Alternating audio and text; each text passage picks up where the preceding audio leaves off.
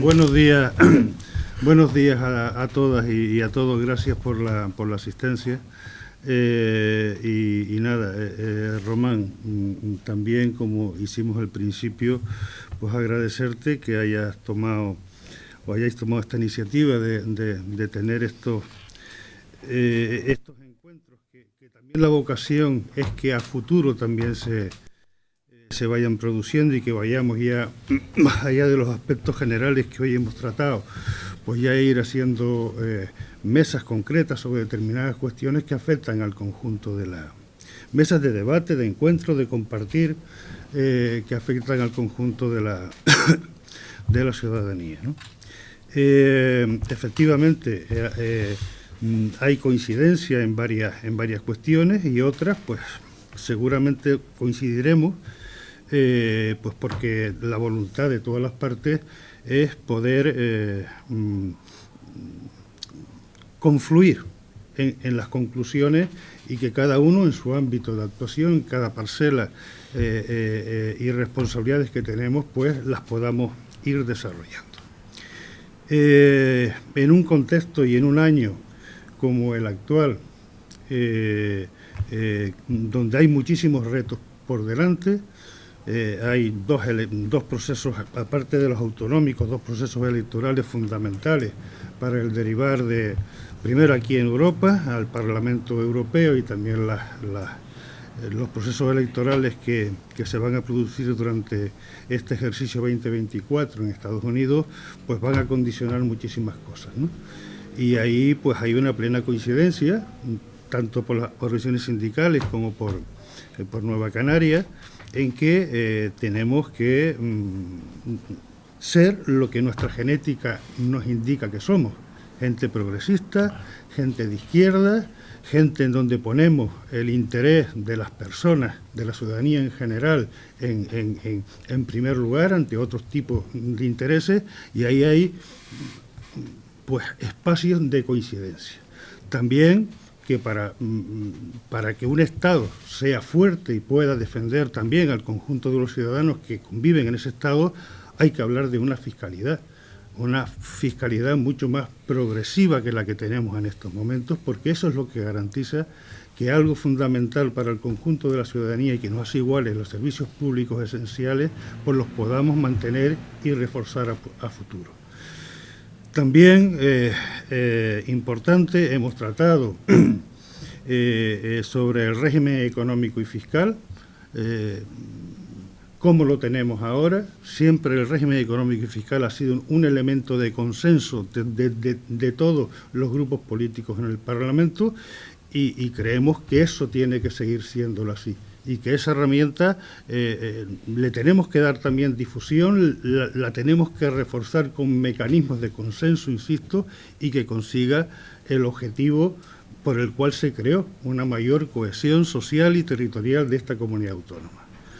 En fin, yo creo que en su conjunto ha sido una reunión necesaria, que será la primera de algunas más, y que las coincidencias son importantes.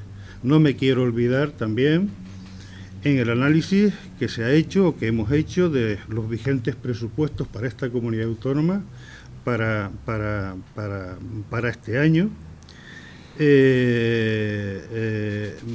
Creemos que esos presupuestos son una herramienta importante para la acción política en esta comunidad autónoma, que tendrán que ser complementados, y esperemos que lo antes posible, por los presupuestos generales del Estado. Entendemos que la distribución de esos presupuestos podría seguramente ser mejor o mejorar, pero sí que hay una plena coincidencia en que las rebajas fiscales que se preveían que este presupuesto contuviese en materia de IRPF del 7 al 5%, del IGIP, efectivamente, del 7 al 5%, coincidimos que no es posible, que dentro del concepto que tenemos nosotros de fiscalidad y de recaudación esa bajada no es posible. Tampoco compartimos que ya es un hecho pues que el impuesto a sucesiones y donaciones pues prácticamente se haya universalizado y que se deje de recaudar una cantidad importante de dinero al eliminar ese impuesto. Vuelvo a insistir en que ha sido un encuentro constructivo y que nosotros saludamos de forma favorable.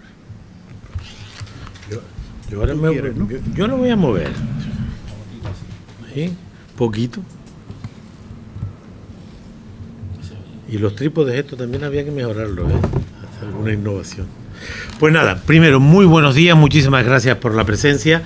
Mis primeras palabras para agradecer a la Unión General de Trabajadores y a Comisiones Obreras por este espacio de trabajo, estas 2 horas de intercambio de opiniones. A mí me acompaña la vicepresidenta del partido, Carmen Hernández, que es a su vez presidenta del grupo parlamentario, y Fermín Delgado, que es quien nos ayuda a interpretar la economía, la fiscalidad, los presupuestos, los temas europeos, persona experimentada y muy capaz que cualifica nuestros análisis y nuestras propuestas, porque si se quiere ser riguroso, pues se tiene uno que documentar. Yo diría que hemos tenido una reunión de 2 horas muy intensa y nos hemos comprometido a una próxima reunión porque no hemos podido entrar al detalle sobre la situación del REF y las reformas que éste precisa, que se tendrán que hacer a nivel del Parlamento. Se ha creado una comisión en el Parlamento a propuesta de Nueva Canaria del Partido Socialista y que ha sido aceptada por todos los partidos porque creemos que el Parlamento es la institución idónea para hablar del REF, porque el REF son conquistas históricas que interesan a la mayoría social en Canarias y cualquier reforma tiene que venir de la mano de una amplia participación y a ser posible de consenso total. Hoy no hemos podido entrar en detalle y nos emplazamos a una reunión de trabajo sobre el REF con los sindicatos y su staff, digamos, técnico. Lo que sí hemos coincidido es, al menos en 4 cosas, que yo quiero poner en valor. La Unión General de Trabajadores y Comisiones Obreras están, como otras fuerzas políticas, en mi caso progresistas, preocupadas por el avance de la ultraderecha y el autoritarismo. Yo creo que tenemos que tomar conciencia de que en este mundo conquistas que considerábamos consolidadas están en entredicho por el avance de los sectores más conservadores y más ultraliberales, y que necesitamos las fuerzas políticas, las organizaciones sociales que están en el campo progresista, organizar y defender las ideas y valores que representan los avances democráticos y sociales que hemos conquistado. Y yo creo que es muy importante organizarse frente a la ultraderecha y frente al ultraliberalismo, porque este mundo no solo no avanza, sino que empeora con estos avances muy evidentes. El caso de Argentina es el último, pero ahí está Trump a las puertas de la esquina, con muchas posibilidades de volver a la presidencia de los Estados Unidos, y eso va a comprometer el actual orden internacional. Yo creo que es muy importante que organizaciones sindicales y políticas coincidamos en esta preocupación. Hay una segunda coincidencia que me parece muy importante, el papel de los Estados. Si se ha puesto en evidencia algo en los últimos años, y el COVID de manera especial, la importancia de tener estados fuertes, estructurados, que garanticen derechos y libertades. Y para que los estados sean fuertes, tiene que haber fiscalidad progresiva y suficiente. Y eso significa que, como dice la Constitución española, tiene que haber impuestos que deben pagar los que más tienen y de manera progresiva, y que las prestaciones, servicios, tienen que ir a las personas en función de las necesidades.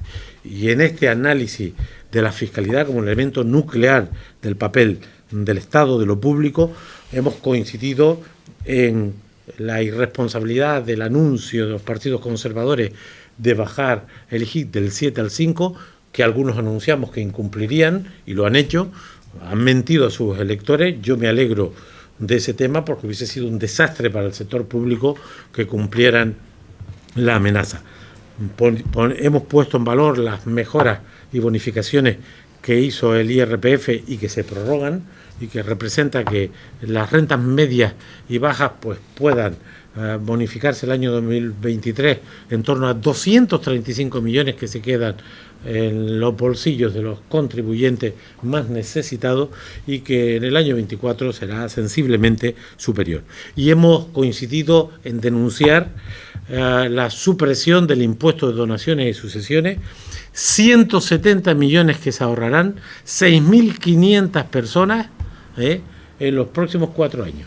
170 millones. El 99% de los usuarios, y todos ustedes, porque no hay ninguno con pinta de millonario aquí presente, no pagarían impuestos de donaciones y subvenciones antes de esta modificación, porque estaba bonificado para la inmensa mayoría de los potenciales usuarios, pero ahora se elimina para esa inmensa minoría de 6.500, 7.000 personas, los que tienen mucho dinero, que se ahorrarán en la legislatura 170 millones de impuestos y, por lo tanto, ingresos que pierde la administración. Esta manera de interpretar la fiscalidad es la que no compartimos ni los sindicatos ni organizaciones como la nuestra. Hemos hecho una breve incursión en el presupuesto del año 24, ponemos en valor el crecimiento presupuestario, aunque hay algún truco en cómo se ha logrado los 1.121 millones adicionales, y hemos expresado nuestra preocupación por el incumplimiento de la ley de educación. Se retrocede en la participación en relación al PIB en el gasto educativo. Hemos perdido 4 décimas entre el 23 y el 24. Se incumple de manera flagrante la ley de servicios sociales, porque no se consignan ni siquiera los recursos de 55 millones que establece la ley para la cartera de servicios en esta materia. En cultura se incumple la ley de cultura, porque tendría que estar en la media de crecimiento del presupuesto, es decir, un 11%, y sin embargo pierde un 10%. Se recorta cultura y se incumple esta ley. Se incumple el pacto que firmaron los sindicatos, las universidades, los ayuntamientos, los cabildos, los grupos parlamentarios y el gobierno la pasada legislatura, el pacto por la ciencia y la innovación, que recibe recorte. Por cierto, luego hablan de productividad, y si hay algún factor clave en la productividad es la innovación, es la ciencia, es el conocimiento, y justamente el sector público lo recorta en el presupuesto del 24. Hemos hablado de la regla de gasto y hemos coincidido que sería deseable que se cambiara la ley estatal, la ley orgánica de estabilidad presupuestaria, para que las instituciones saneadas, ayuntamientos, cabildos o gobiernos que cumplen con la regla económico-financiera, pues esos dineros los puedan destinar a gasto público social y nunca rebajar impuestos, y por lo tanto hemos coincidido que sería deseable que se cambiara esa ley en las Cortes Generales, y eso significa mayorías parlamentarias para posibilitarlo, pero defendemos que los recursos a las instituciones saneadas, que hoy la regla de gasto impide que se destine a servicios públicos, se pueda destinar. Y finalmente hemos hablado de la productividad, que se ha puesto de moda, y hemos coincidido en la simplificación del discurso que domina en estos momentos este debate, tanto por el gobierno como por las patronales, tratando de asociar solo al factor trabajo los problemas de productividad en Canarias, olvidándose del capital, de la organización de la empresa, y especialmente olvidándose que si hay alguien penalizado en el sistema productivo en Canarias, son los trabajadores, con salarios que están en torno a un 15% por debajo de la media de los salarios privados del resto de España, con menos convenios colectivos. Hay un trabajo que les recomiendo de Comisiones Obreras y que comparte absolutamente UGT, que pone en evidencia que solo el 31% de los trabajadores están bajo convenio en Canarias, cuando la media española es del 56%. Son los trabajadores canarios los que tienen peores salarios, son los trabajadores canarios los que tienen peores condiciones de conciliación de la vida laboral y la vida personal, y que por lo tanto si algo hay que trabajar los próximos años es seguir potenciando la negociación colectiva, mejorando las condiciones de los trabajadores, y eso significa menos jornada y más salario, porque esta es una tendencia global, una tendencia que Nueva Canarias defiende. Tenemos que mejorar las condiciones de los trabajadores en Canarias, porque ahí están, repasando la lista salarial, los penúltimos de España. Y les tengo que decir, porque ustedes lo pueden comprobar, la última información que disponemos de los beneficios empresariales en el primer semestre del año 23 fue del 25%, los beneficios empresariales. Y los gastos o los incrementos salariales del sector privado no alcanza el 6%. En estos años de crisis, han perdido capacidad adquisitiva los trabajadores y han ganado en rentabilidad las empresas. Váyanse ustedes al Banco de España, al Instituto Nacional de Estadística, cuando ya estén publicados, o recientemente la Agencia Tributaria Estatal, que tiene datos que son más que evidentes. Por lo tanto, nuestra apuesta a hablar de la productividad de forma equilibrada, de forma justa. No aceptamos la demonización del factor trabajo como responsable de los problemas de productividad. Tiene mucho que ver con la terciarización de la economía canaria, una economía muy vinculada al sector servicios, donde los factores transformadores e innovadores son más complejos, y tiene mucho que ver con de quien depende la productividad de una empresa, es de quien es su dueño, que es el empresario. Es decir, esta simplificación la vamos a combatir como la están combatiendo los sindicatos de clase. Y acabo diciendo que el REF hemos hecho unas primeras aproximaciones, pero como no hemos tenido tiempo, nos hemos vuelto a convocar por una reunión de trabajo entre esta fuerza política y sus dirigentes con las estructuras de ambos sindicatos, porque hay un plan de trabajo en el Parlamento, en esa comisión de estudio y análisis sobre las reformas del REF, que queremos ir de la mano con organizaciones que defienden el interés general o el interés de la mayoría, porque ya los poderosos tienen todos los cauces, todos los medios para defender sus muchos privilegios, ¿no? Yo creo que ha sido una reunión muy fructífera, muy útil, con altas coincidencias, sabiendo que una cosa son los sindicatos y otra son las fuerzas políticas, que el papel de los sindicatos es distinto al de las fuerzas políticas, pero yo sé que no son neutrales en lo que pasa en esta sociedad ni en lo que pasa en este mundo. Es más, yo creo que algunos de los cambios de tendencia electoral entre mayo y julio tuvieron que ver con la reacción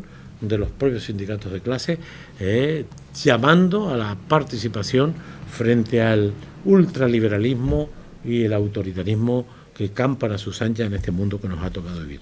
Un placer haber estado aquí, muchísimas gracias, y cuando las agendas lo posibiliten, mantendremos esa siguiente reunión. Repetiremos esto con las patronales, con el sector cultural, y vamos a visitar a las organizaciones estructuradas de Canarias para analizar la situación, compartir análisis y cooperar, salvando que cada cual tiene su función y su papel en una sociedad compleja y democrática como es la canaria, ¿no? Ustedes tienen la palabra. Y mi agua está en el suelo. Para andar en el tema de la productividad, la patronal lo vincula también mucho a los índices de absentismo. No sé qué tiene que ver, qué decir los sindicatos, creo que no considero. No, y los datos son los datos. Es decir, primero, ¿qué es el absentismo laboral? ¿Es absentismo tener derecho a los permisos retribuidos que ustedes tienen en sus convenios colectivos?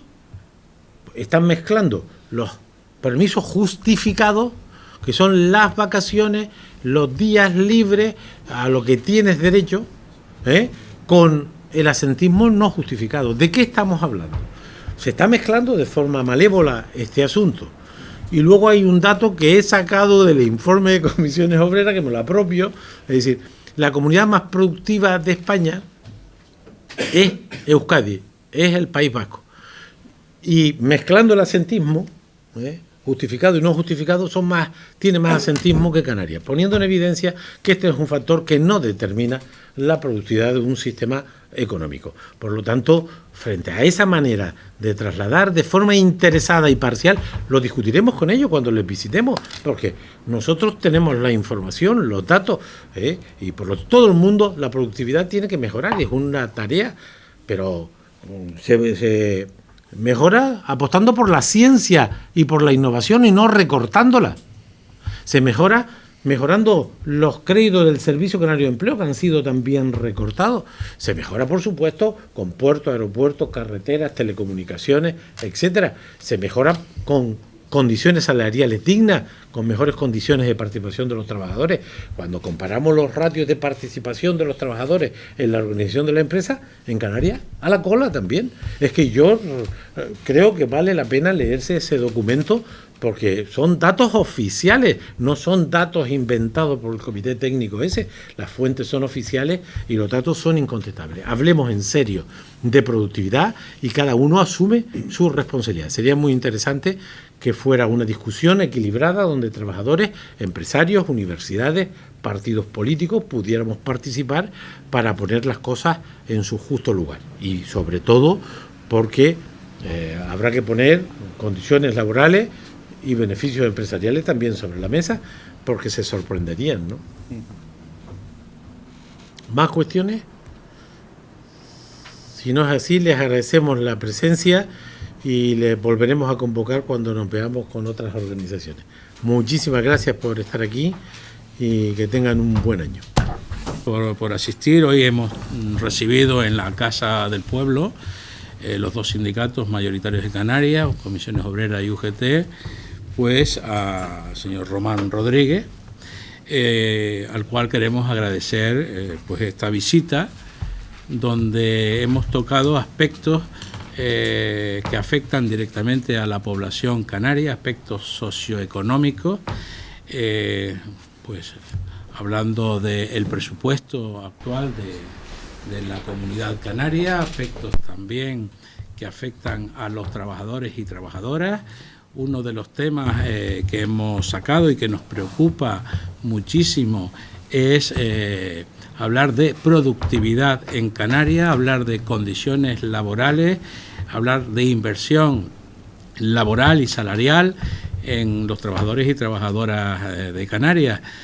Por tanto, creemos que ha sido una reunión bastante provechosa por parte de los sindicatos, UGT y Comisiones Obreras. Por tanto, estamos siempre abiertos a participar en la vida activa de la política canaria, pues dando nuestra opinión y poniendo sobre la mesa las necesidades que tienen los trabajadores y trabajadoras de Canarias, las familias canarias, y por tanto no solo ya en el plan de lo que es la actividad económica, sino de servicios a la comunidad. Nos interesa muchísimo los servicios públicos de Canarias, concretamente la sanidad, las políticas sociales y la educación, y en ese sentido estaremos siempre dispuestos a sentarnos políticas que así lo deseen para trabajar y madurar estos temas.